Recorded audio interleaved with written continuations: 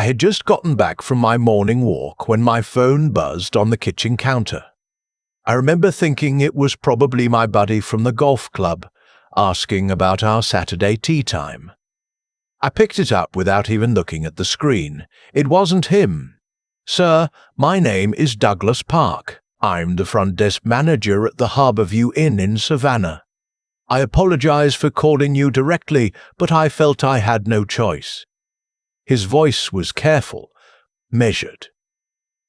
The kind of voice someone uses when they're about to say something they've rehearsed 3 times. "Your wife checked in yesterday evening under your joint rewards account. She's in room 214. She is not alone." I didn't say anything for a long time. Outside the kitchen window, 2 squirrels were chasing each other around the oak tree in the backyard, the one we planted when our son was born, 34 years ago. "Sir, are you still there?" "I'm here," I said. "Thank you for telling me." I hung up and stood there holding the phone. My wife had told me she was driving up to Raleigh for her college roommate's birthday weekend. She'd packed a small bag Thursday night, kissed me on the cheek, and told me not to forget to water the plants on the back porch. I'd stood in the driveway and waved as she backed out. That was Thursday. It was now Saturday morning. I set the phone down. I poured the rest of my coffee into the sink. I sat down at the kitchen table, in the same chair I'd been sitting in for 31 years, and I thought about what I actually knew. My name is Walter Greer. I'm 63 years old. I spent 37 years as a civil engineer before I retired. I built my entire adult life around precision, around being methodical, around not doing anything until I understood the full picture. I didn't call her. I didn't drive to Savannah. I didn't do any of the things a man in a movie would do. I opened my laptop and I started writing things down. My wife's name is Renata. We met in 1988 at a 4th of July party in Charleston. She was wearing a yellow sundress and arguing with someone about baseball. I thought she was the most alive person I'd ever seen in a room. We were married 14 months later. We raised 2 children, our son Marcus, who lives in Denver now with his wife and our 2 grandkids, and our daughter Claire. Claire is 31. She lives 20 minutes away from us here in Beaufort. She married a man named Owen Strasser 3 years ago at a small ceremony on the water. I walked her down the aisle myself. Owen seemed steady, reliable. He ran his own landscaping business, had a good handshake, looked my daughter in the eye when he spoke to her.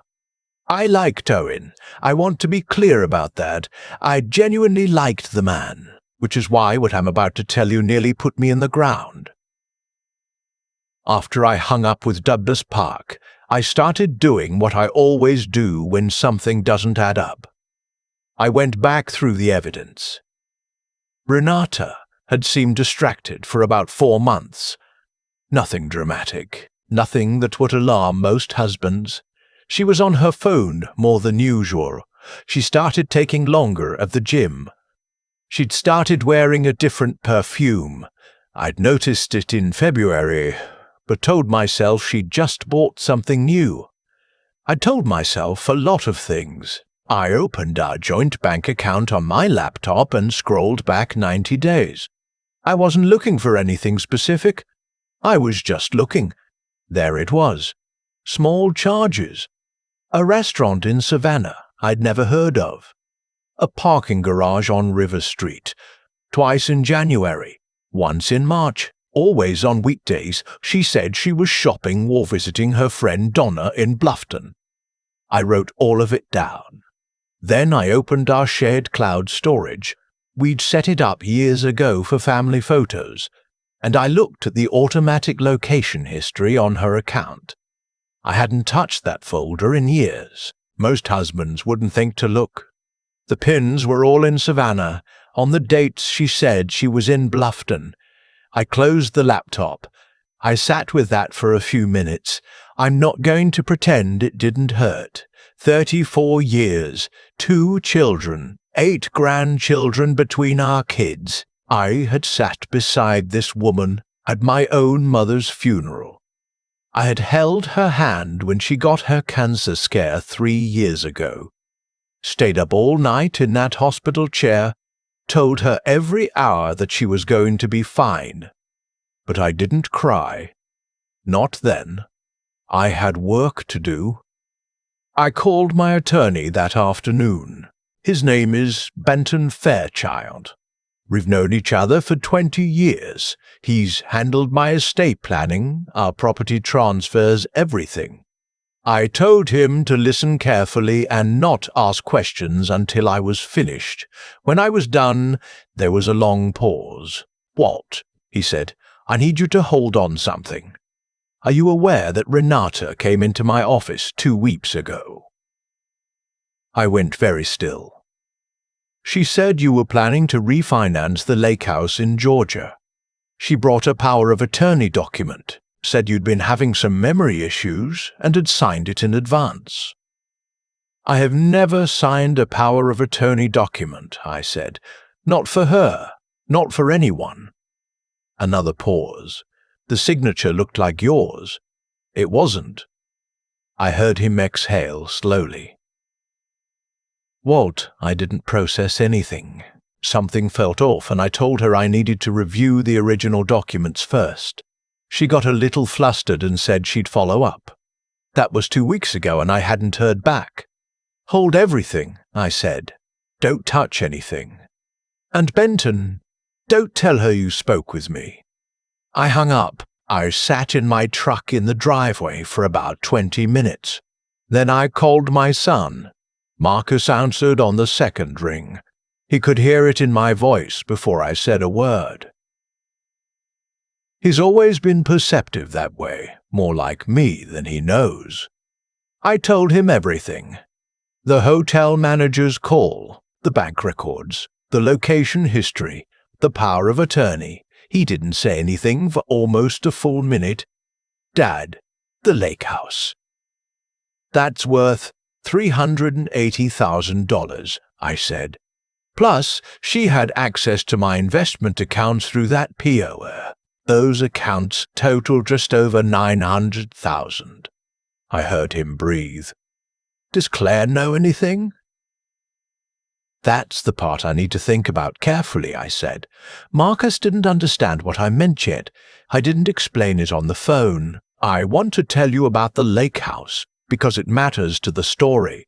My father built that property in 1971 on Lake Hartwell in northeastern Georgia. He poured his own foundation. He built the dock himself. When he passed in 2009, he left it to me specifically, not to Renata, and me jointly, to me.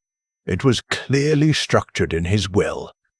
I'd kept it in my name alone for exactly that reason, because my father had asked me to, because it was his life's work and he wanted it to stay in the bloodline. Renata knew this. She'd always resented it quietly, never said so directly, but I could feel it. She thought I was being paranoid. She thought I didn't trust her. She wasn't wrong. The morning Renata came home from her birthday weekend, I was sitting at the kitchen table reading the newspaper like I did every Sunday. She walked in with her overnight bag, set her keys on the counter, and said the traffic on I-95 had been terrible. "How was the party?" I asked. "Oh, you know, Donna, it was low-key. We mostly just sat on the porch and talked." She poured herself a glass of water. She stood at the sink and looked out at the backyard. "Did you water the plants?" "I did," I said. I folded the newspaper. I looked at her. I thought about 34 years. I thought about the yellow sundress. I thought about the yellow sundress. I thought about the hospital chair. I thought about my daughter's wedding. "Glad you had a good trip," I said, and I went back to reading the paper. I want to be honest about the next 3 weeks, because people always want to know how you hold something like that inside without breaking. The truth is, you don't hold it inside. You redirect it. Every morning when I woke up and looked at the ceiling, I took whatever was pressing on my chest and I turned it into a list. One more thing to document. One more thing to verify. One more call to make. I hired a private investigator. His name was Ray. He came recommended by a colleague of Benton's. I told him what I needed, documentation of an ongoing relationship, discreetly obtained, nothing illegal. Ray was thorough. Within 10 days, he had photographs, hotel receipts, and a cell phone record summary showing 847 calls and text exchanges over 6 months between Renata's number and a number I didn't recognize. I asked him to run the number. He called me back the next morning. The number was registered to Owen Strasser, my son-in-law. I'm going to stop here for a moment and ask you to understand what that felt like, because I don't think there are adequate words for it in the English language. My wife, my daughter's husband. My daughter had 2 children under 4 years old. She was nursing her youngest when I got that phone call from Ray. She lived 20 minutes away.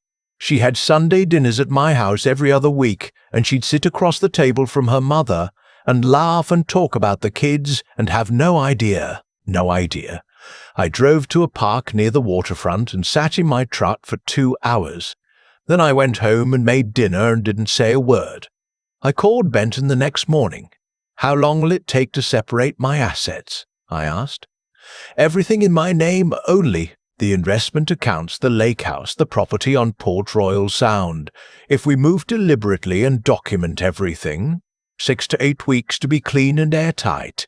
I also need you to initiate divorce proceedings, but hold them. Don't file yet. I'll tell you when. Walt, is there anything I should know about the POA document she brought in? Send me a copy. I'm going to get a handwriting analysis done. He sent it that afternoon. I drove to Columbia the following week and had it analyzed by a forensic document examiner. A report came back 11 days later. The signature was a forgery. Not a sophisticated one. Someone who knew my handwriting reasonably well but had applied slightly more pressure at the baseline than I naturally do. Renata had taken a calligraphy class in 2019. I'd bought her the starter kit myself for Christmas. I want to tell you about the moment I told my son. I drove up to Denver and didn't tell anyone I was going. I told Renata I had an old friend from my engineering days who was sick and wanted a visit. She didn't question it. I spent 2 days with Marcus and his wife. The first day I didn't say much. I played with my grandkids and ate dinner at their table and slept in their guest room and felt, for one night, like a normal person whose life hadn't been hollowed out. The second morning, Marcus and I sat on his back deck with coffee, and I told him everything. The POA forgery. The forensic report. Owen. He went very quiet in a way I've only seen from him twice before. Once when I told him his grandfather was gone, and once when Claire called him from the hospital after a car accident when she was 22. Does Claire know? He asked. No. When are you going to tell her? When I have everything locked down on my end. When I can hand her the information and the resources to leave at the same time.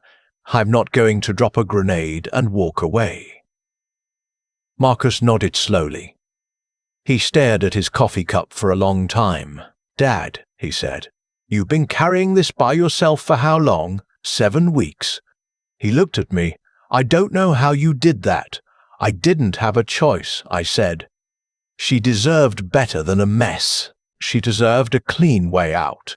The week I was ready, I called Claire and asked her to meet me for lunch. Just the 2 of us. I picked a restaurant away from town, a quiet place she'd never been to, somewhere we wouldn't see anyone we knew. I had a folder with me. I don't think I'll ever be able to describe her face when she read through what was in that folder.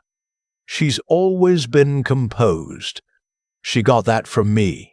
Renata always joked. She sat across from me and she turned each page slowly, and her expression didn't break, not once, until she turned the last page. Then she set it down and pressed both palms flat on the table and breathed. "How long?" she asked. "At least 6 months based on the phone records. Possibly longer." She nodded.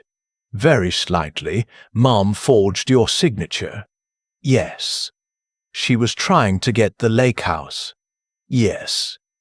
Claire picked up her water glass and set it back down without drinking from it. She looked out the window at the parking lot. "I have 2 children," she said quietly. "I have a 3-year-old and an 18-month-old. I know. I'm going to need a minute." "Take all the time you need," I said. "I'm not going anywhere." We sat there for almost an hour. Neither of us ate much. I paid the check and we walked out to the parking lot, and she hugged me for a long time. Longer than she had since she was a little girl, and I held on because I didn't know what else to do. Then she pulled back, wiped her eyes once with the back of her hand, and said, "What do I need to do first?" That's my daughter. That's who she is. I handed her the business card for a family attorney Benton had recommended. I told her the retainer was already paid. We filed on the same day. Benton filed my divorce petition in Beaufort County on a Tuesday morning. Claire's attorney filed her divorce petition 40 minutes later. Renata found out about mine first. She called me while I was in the car, and her voice was, I don't know how to describe it. It wasn't remorse. It wasn't panic. It was indignation, like I had done something to her. "You had me followed," she said. "Yes. You went through my accounts." "Our accounts," I said. "And yes." A pause. "This is not what it looks like, Walter." I had waited 7 weeks for that sentence, and I still wasn't prepared for how ordinary it sounded. "The power of attorney document you brought to Benton's office," I said. "The forensic examiner found that it was forged. That's a felony in South Carolina. Benton's already provided a copy to the county sheriff's office. I'd suggest you speak to an attorney before you say anything else." She didn't say anything for a very long time. "Goodbye, Renata," I said. I hung up. Owen called Claire that evening. I don't know what he said. She told me later that she'd listened to about 45 seconds of it, said, "I have documentation of everything and my attorney will be in touch," and ended the call. The criminal forgery charge was filed 3 weeks later. Renata's attorney tried to argue she'd misunderstood the document and signed my name with implied permission. The forensic handwriting report and the testimony from Benton dissolved that argument fairly quickly. She ultimately pled to a reduced charge, criminal fraud, and received 2 years of supervised probation and a significant fine. She was required to sign a full asset disclosure and waive any claim to the lake house and Port Royal property. I kept both. Owen's landscaping business had 3 outstanding liens against it that I hadn't known about when Claire married him. With the divorce proceeding and Claire's attorney freezing the jointly held accounts, those liens came due. The business folded inside of 4 months. He moved out of state. Claire told me she blocked his number the day the divorce was finalized. That was 14 months ago. Last spring I took my 2 grandkids, Claire's kids, out on the lake house dock for the first time. My grandson is 3 now. He spent 45 minutes throwing pebbles into the water and watching the ripples. And I sat in my folding chair in the afternoon light, and I thought about my father building that dock with his own hands, hammering every nail, not knowing that 50 years later his great-grandson would stand at the end of it throwing rocks and laughing. Some things are worth protecting, even when the cost is high. Even when the cost is everything you thought you knew about your own life. Claire drives over on Sundays now, more than she used to. We sit on the back porch after the kids go down for their nap, and we drink sweet tea, and sometimes we don't talk much. There's a version of grief that doesn't announce itself. It just sits beside you quietly, and you learn to let it be there without letting it take the whole chair. Marcus came back for Christmas. We had a real holiday, just the family, no performances, no pretending, just the people who had actually shown up. I remodeled the kitchen in February. New countertops, different cabinets, a coat of paint on the walls. Renata had always wanted a farmhouse sink, and I'd always resisted. I put in something else entirely. Clean lines, simple, nothing that reminded me of a compromise I'd made to keep the peace. The house feels like mine now, for the first time in a long time. I still walk every morning. Same route. Down to the waterfront, along the harbour, back up through the neighbourhood. I pass the same oak trees and the same old houses and the same people walking their dogs, and most mornings I feel all right, not happy the way I was before, because I think that kind of before is gone for good, and I've made peace with that. But all right, clear, like a man who knows exactly where he stands. That's enough. That's more than I expected to get back, if I'm honest. If you're sitting somewhere right now holding something similar, something that hasn't come apart yet but you can feel it loosening under your hands, I want to tell you this: don't react. Document everything. Find the right people and trust them. Protect what actually belongs to you. And when it's over, find the thing that reminds you who you were before any of it started. For me, it's that dock. The sound of the water. My grandson's laugh when a big ripple finally reaches the shore. Some things nobody can take from you. Not if you're paying attention. I've had a lot of time to think about how everything unfolded. Not obsessively, I'm past that. But the way a man thinks when he's sitting on a dock at sunrise with nobody around, and the water is flat, and there's nothing demanding his attention. You think clearly in those moments. You see things for what they actually were. What Renata did didn't happen overnight. That's the thing nobody tells you about betrayal. It's not an event, it's a process. Every small dishonesty she got away with made the next one easier. The weekend trips. The perfume I pretended not to notice. The charges, I told myself, had reasonable explanations. She tested the edges of what I would question, and every time I didn't question it, she moved a little further. That's not fate. That's not bad luck. That's the direct result of choices, made one at a time over years. And on her end, those choices compounded into something that cost her everything. I don't say that with satisfaction. I say it because it's the honest mechanical truth of how cause and effect actually works in a human life. What I did, the 7 weeks of silence, the documentation, the calls to Benton, the trip to Denver, that was also a process, built from the same logic, just in the other direction. Every morning I chose not to react. Every afternoon I chose to gather one more piece. Every night I chose to protect my daughter instead of protecting my own need to explode. Those choices also compounded. They compounded into something I could hand Claire across a restaurant table, something complete and clean and useful, instead of a mess she had to sort through on her own. I think about Owen too sometimes, not with anger anymore, more with a kind of tired recognition. He was a man who looked steady and wasn't, who borrowed the appearance of integrity without doing the work that builds it, and that gap between how a person presents and who they actually are under pressure, that gap always closes eventually. Life finds it.